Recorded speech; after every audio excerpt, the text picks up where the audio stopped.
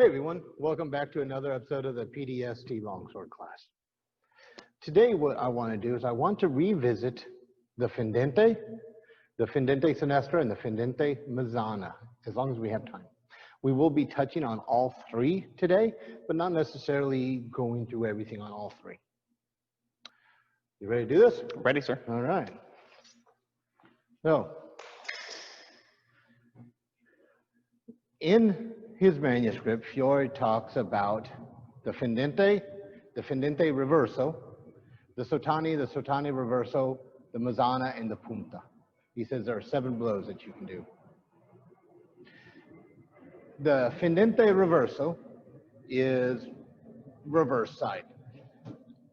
I've taken to using the term sinistra just because I think it sounds sexy. Still gets the same idea around, but if I'm working with a left-handed person, I do not use the term Fendente Sinistra. I use the term Fendente Reverso because it's reversed off of their dominant side. If I'm working with a left-handed person, they are not starting with a Fendente Reverso. They're starting with a Fendente because it's their dominant side. So I just want to clarify that in the manuscript, it's termed Fendente Reverso or Sotani Reverso, but Sinistra just sounds sexy. So absolutely. That's the only reason. Now, one other thing that I want to talk about with your cuts is if you are in a fight with your opponent, are you trying to hit your opponent? No. Why not? Because I don't want to focus on them. I'm the most important person in the world. If we're in this fight and John is trying to hit me, he's now completely focused on me, and that means he has only half of a proper cut. Even if he hits me, he only has half. What does that mean? Why do you only have half? Because what I'm looking at is purely an offensive action. I'm aiming to hit you, and there's nothing else that matters in my mind in that time. My sole goal is to put my weapon into your body. Right. And the problem with that is dying is a long ways from dead. So think of a cut like a coin. You have heads and tails. We are creatures of symmetry, up, down, in, out, right, left. Our cuts are the same kind of thing. I should have heads and tails. And those are offense and defense. Every action I do should be a defensive offense or an offensive defense. So they occur at the same time. And the way to do that is by throwing my cut in such a way that the defense is built straight into it. Because I need my defense built into it, I'm no longer thinking about hitting him. I'm moving through my guards and he gets in the way. Let's take this back up just a little bit. Let's say I'm meeting somebody for the first time and I want to shake his hand. I'm not going to shake his hand like this because that's going to make whoever I'm talking to very, very nervous. We extend hands and then one of us has, or both of us need to walk into shake hands. You get to distance by moving your feet. Your hand doesn't take your body way out of place. I may fully extend, but then I still walk in. It's very nice to meet you, sir. Pleasure to meet you, sir. As soon as I start doing this, pleasure to meet you, sir, he's going to be very, very nervous about what my intentions are. I move through my guards. My arms never do anything different. My feet change the orientation between myself and my opponent. That means that I'm able to maintain my trajectory. So the two parts of my cut, heads and tails, offense, defense. The offense is the target I'm trying to hit. The defense is the trajectory I take to get to that target. And that trajectory is what allows me to keep my entire body behind my weapon. And this is important to understand the difference because I can hit him all I want. But just because I hit him does not mean he's done hitting me. And again, that goes back to dying is a long ways from dead. If I stab my opponent and I just put it right through him, there's nothing to say that he's not going to just take me with him, because now he has the choice to whether to lay down and go quietly into that sweet night or take that bugger with you. I'm going to go screaming all the way. So target is the thing we're trying to hit. Trajectory is the way we get there. And for the Fendente, the guards that I move through, so if you'll face this direction, Yep. I'm going to start in woman's guard. And I can be either with my left foot forward or my right foot forward, it doesn't matter. From woman's guard, I'm going to pull my elbow back so that my sword comes to Falcone. And Falcone is not in Fiore's manuscript. This is in Filippo Vadi's manuscript, about 70 to 80 years later. In that manuscript, he calls this woman's guard. I am utilizing this guard because it allows me to line up my edge. In Vadi, this is Falcone. And yeah, this is wonderful. We're not going to start up here. So what we're doing is we're going from Fiore's woman's guard to Vadi's woman's guard. And you'll notice that when we hit that, my quillins are at an angle to my arms. My thumb is behind my blade, not on my blade, because that torques my wrist. And if you look straight down my arm, it's a straight line. I'm not leading with my edge, because as soon as I do that, I've bent my wrist and broken my structure. Therefore, I've broken the rule of don't hurt yourself. So we hit Falcone. And a good position for Falcone is that my arm or my quillin is just below my pec. That means that my arm is parallel to the ground, and that's what I wanted. My elbow is back, my shoulder is not back, my shoulder stays up. So I start in woman's guard, pull this back, and you can see how that brings my sword flat, it looks like, and in front of my body.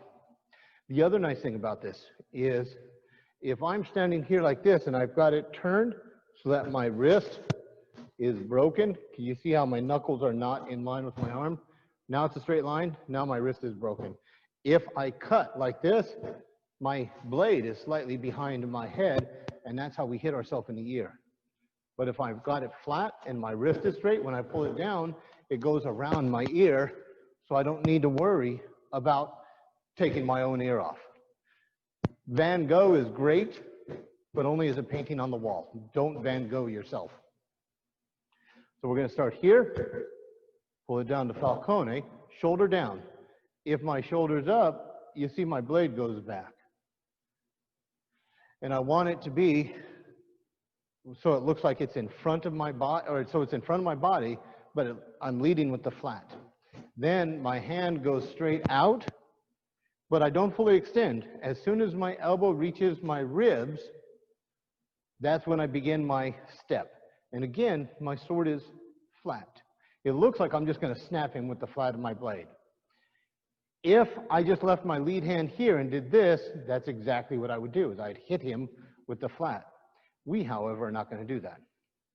As I come forward and my elbow reaches my rib, I step forward, I continue pushing my lead hand forward, keeping this straight line, and then as I reach extension with my lead hand, my pommel hand comes to my forearm, and I put my fingernails on the bottom of my forearm. And that pulls my edge into line. That puts me in this position that has me hidden behind my blade, and my hand is resting all the way across my hilt. So when I'm hitting, I'm actually pushing down with this lead hand as well as using my pommel. This cut is reverse engineered from the manuscript. If you look at the illustration of Longard in Fiore's manuscript in the Getty version, You'll see this position of the hand where he's got it across. It's not in the middle of his body, it's in front of his shoulder, and his hands are pushed down on it, and he's got kind of this extended, almost handshake grip, so I'm able to push down on it. If I've got my edge straight up and down, it's now over my thumb, and that's the weakest part of my hand. If my thumb is under my arm when I make this strike, you'll notice my blade is no longer in front of me, whereas if I put my fingernails on my arm, my blade is now in front of my body. So that changes where my blade goes by using my thumb or using my finger. So let's see this in action on a target. So if we have my cutting target here, and I'm going to be out of range for this, back up just a touch. There you go. I'm going to start in, actually let's switch sides. I'm going to start in woman's guard. And on this, I want to have, in this position, a wider stance so my hips are on my target. I go from woman's guard to Falcone. I bring it forward into the middle of my body, so it's right in front of my right eye. Then as I continue forward, as soon as my elbow reaches my ribs, this starts to pull my body forward. I step, and I hit long guard with my heel, and then my toe, and then I cut down to middle iron door. The Fendente and the Fendente Sinestra always go to middle iron door. Once you hit that point, you can go wherever you want, but you must end in middle iron door for your trajectory. So let's do that one more time. I'm in woman's guard. I pull it down to Falcone. I bring it to the middle of my body or in front of my right eye. I extend, I step. That brings it right in over his eye, out his knee, into middle iron door. I'm going to get a little closer, but I'm going to be out of range. Yes, sir. Are you okay with that? I am perfectly fine with that. So now you can see my range. I'm just out of range. Are you good with that? I gotta suck my nose in. What's that? I gotta suck my nose in. I am okay with this. Okay, so I begin my cut. I bring it down. I bring it to the middle of my body so it's in front of my right eye. I extend out. I step forward. That puts it right over his eye. And as I continue down, it comes right out his knee. Let's go ahead and switch sides so that stand. So I right now straight in line with the with the camera right now. Actually, angle to me just a little bit. There we go. How's this look Yeah. there? Does that look okay? So yeah, that looks okay. So just look out of the corner of your eye. How's that look in the in the camera? Sword vanishes. That's all fine. Okay, that looks good. Okay. So I'm in woman's guard. Pull it down to Falcone, bring it in front of my right eye, extend. That brings my blade into play, and then I hit middle iron door. And that gives me the trajectory of eye to knee. That trajectory is what allows me to hide behind my quillins. Then we talk about the timing of the cut. Can I put it on your shoulder? Yes, sir. So making sure that I'm in distance and I'm hitting with my sweet spot. I step back. I'm in woman's guard. I hit Falcone. I bring it in front of my right eye. I step forward. I hit his body with the heel of my foot on the ground. Then my toe completes it. Now I'm doing it over his shoulder, but I would do the same thing over his head. So no, just hold it like this. How's that? Yeah, that's great. Actually bring it down just a little bit. There we go. How's that? So check and measure. Yes, sir. Hold it above your head. Right about there? Yeah. How's that? Yeah. Good? Okay. Let me check and measure. Mm-hmm. There we go. I'm going to hit it. Is that okay? Not Perfect. super hard, but I'm going to hit it. Go right on ahead. I'm going to start in woman's guard. Falcone in front of my eye. And you can see, let's face this way. Face me right here. What I want you to do is I want you to watch his body at the shoulders. If I do it correctly, there should be a little bit of a lean back because I'm using my body to push through. If I do it at the incorrect time, I'm driving straight down, which is, you're beating him to death. And if you want to beat him to death, that's fine. But get a hammer or a mace. If you're going to use a sword, you want to cut. I hit with my blade as my heel lands.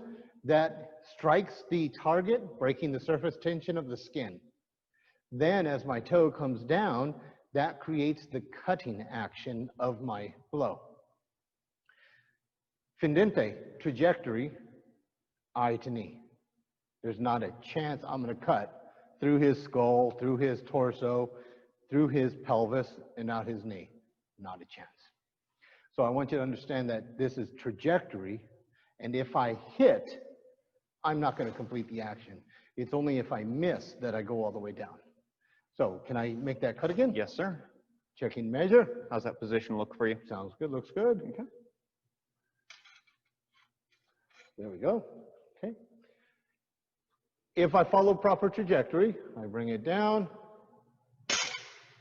And you can see the movement of his body. I can see him rock onto his heels. Yep. But if I bring it down so I step, my foot lands, my toe lands before my blade,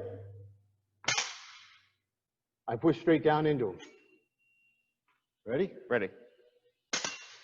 And just pushes down into him. But if I do it at the proper timing, that's what creates my cut. Now again, trajectory says I'm going all the way through. Target means I can't. So if my opponent throws a cut at me, he'll give me a Fendente. Yeah, give me a Fendente. Nice and slow. Check measure. Check and measure. Check the stance.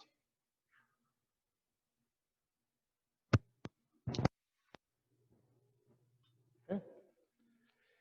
If I aim with my eyes and I turn my edge, hold on for a second, don't move. If I aim with my eyes, I turn my edge, you'll notice there's nothing in front of my body anymore. So even if I step offline, go ahead.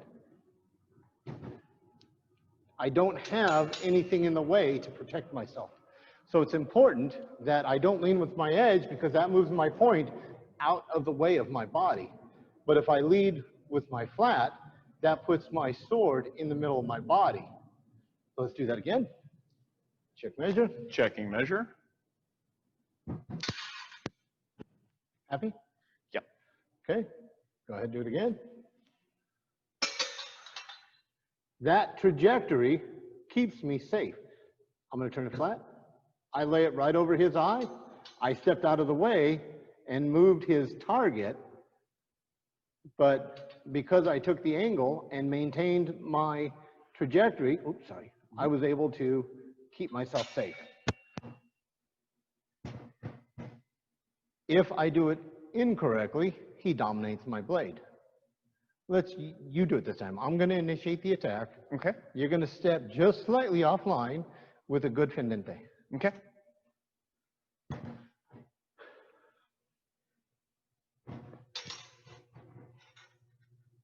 So at this point, it looks like I've got him. Well, actually, I do have him. Too much offline. Yeah. Go ahead and do Felt again. it the moment I did it there. Ready? Ready. There it is, because look at, oh, I know why. There it is. Because now you're safe. So you were just a little underextended. Got it. Now, stay there for me. On extension, where we don't want to be is locked out. Because when that happens, turn this way, all the way around. When he locks out this elbow, this shoulder rolls forward. Bend your elbow a little bit. See the shoulder drop down and back a little bit? That means he's now locking this whole bone into place. So now he's hitting with his structure.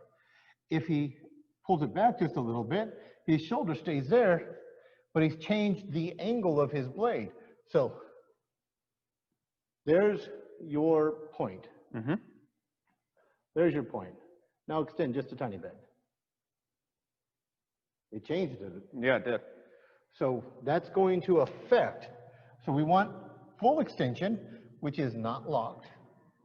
Here's locked. Relax. There's full extension. That's too little. And this change from there to there is the difference between getting hit, not getting hit, and getting hit. It's so small. Remember, this is a game of millimeters. And if you don't extend enough, you give your adversary those extra millimeters. Let's go ahead and do it again. Yes, sir. So check measure on me. Checking measure. That was good. Thank you. Do it again. Good. All right, I'm going to initiate the attack. Okay. Ready? Ready. Extend. Here he hits me, and I go right outside his arm. And that's without even the action of being hit. Because if he hits me in the head, what's going to happen to my body? Which is going to take my blade even further out. So not a lot, maybe, but enough. So we want to make sure that we have that full extension. Can we do it again? Yes, sir. I want to just talk through your actions as you're doing it. Got it. So as I begin my action, and watch this, I'm actually going to lead with my edge. I'm going to do it wrong. Mm-hmm. So I'm leading with my edge. Now you'll notice I'm not even in, well, I'm not even in line with his head. I'm in line with his shoulder. And what just happened there? When you hit my blade, when you hit my quillins, my blade hit you in the head. Who hit me? You did. Right? And so if I'm throwing this cut and your trajectory, your defense is in place, the harder they swing at you, the better, not only your defense, the harder they hit themselves. Just makes it funny. Yeah. So once again, I'm going to face this direction. Okay. You face that direction. We're going to do the Fendente correctly. So let me back up a little bit. So we're in woman's guard. Falcone. Take it in front of your eye. Step forward. Strike. Complete it. Middle iron door. From middle iron door, you can go wherever you want.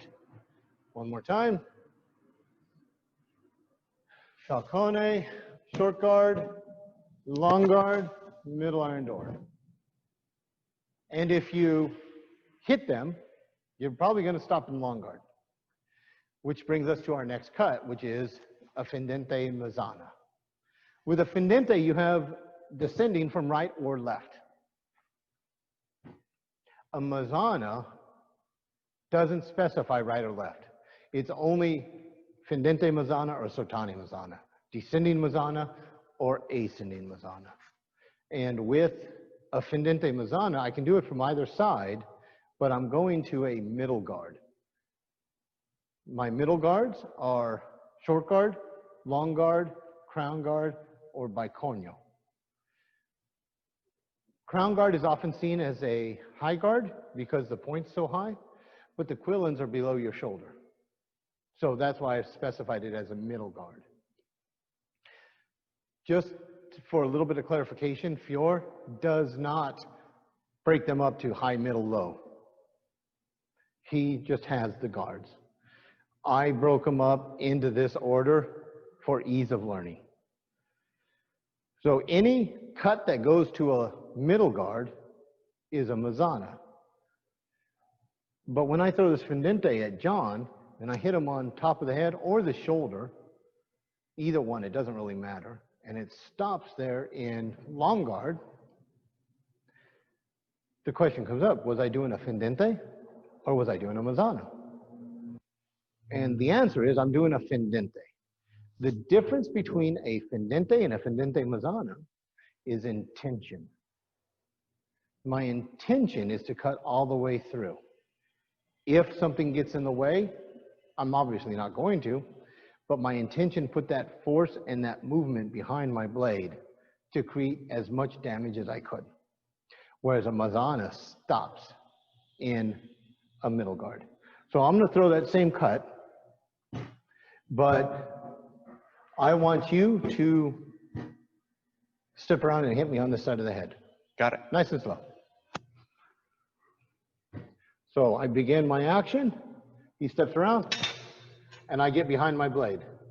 Now that puts me in short guard. There's my Mazana, which then turns into a Punta. So even though it looked like I might have done a Punta, I actually did a Mazana into a Punta. Let's do it again slow, please.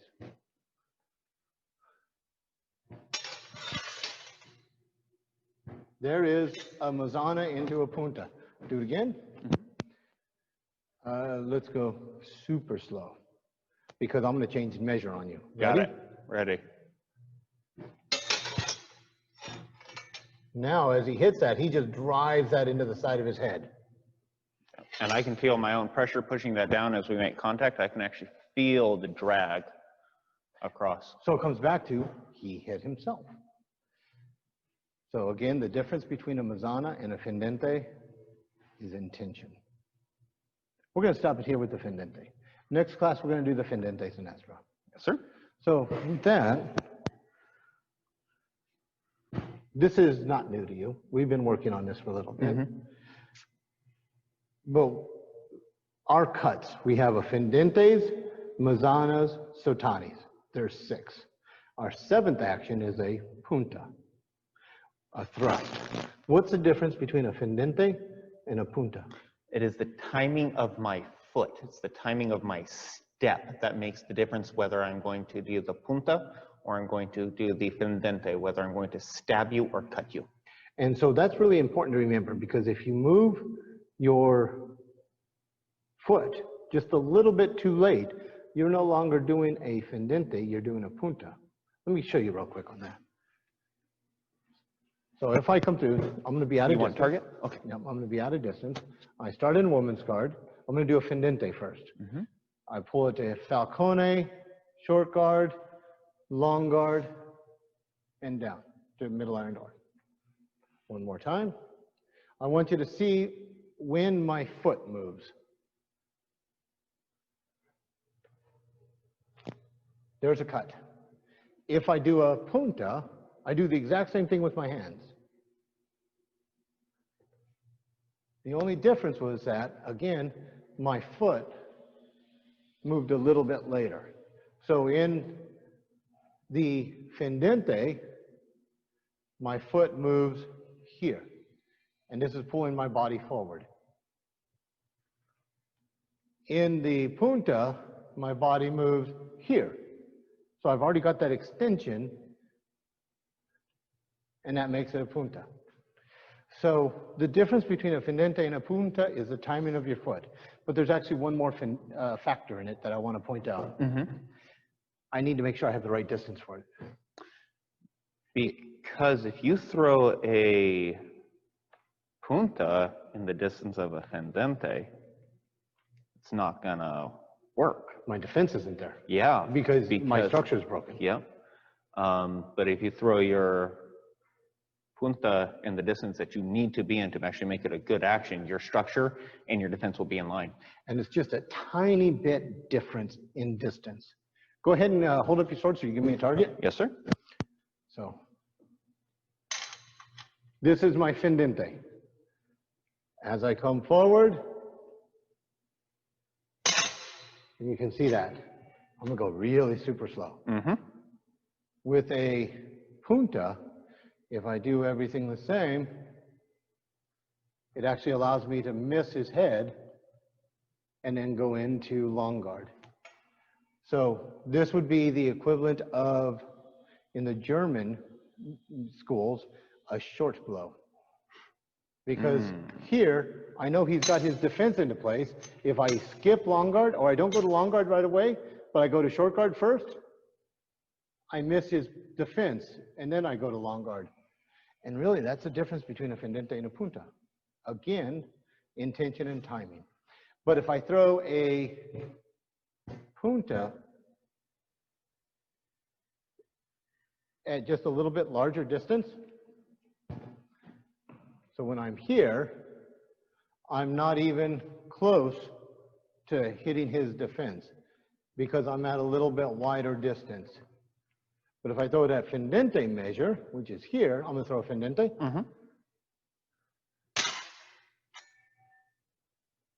But I move my foot just a little bit later. And that's a terrifying place. Thank you for letting me do that. It's terrifying to have that point come in right at your eye. Doesn't matter how much you trust your partner. Don't do this without masks. Do as we say, not as we do. I'm doing my so best not to even twitch. The Fendente, the cuts are not just simple hack them down, because Conan lied to us. We need to have the proper structure behind our actions. Once I develop that structure and I make it so second nature that I never need to think about it, that means every time I swing my sword, my defense is already in place. And that's one less thing I need to think about in the fight. I can tell you from personal experience, I have 2 thumbs because my defense is built into my offense. There's been many times that I could have lost fingers fighting with people. And so it's really important that you maintain that structure. Is there anything you'd like to add? I had something, it ran away. It might come back. Okay. Practice this over and over and over again, but don't do it fast. Fast is a lie. Practice slow, learn fast. Make sure you hit every single spot, and as you're doing it, don't move from me, I'm not gonna hit you. As you're doing it, I want you to use your guards as a roadmap.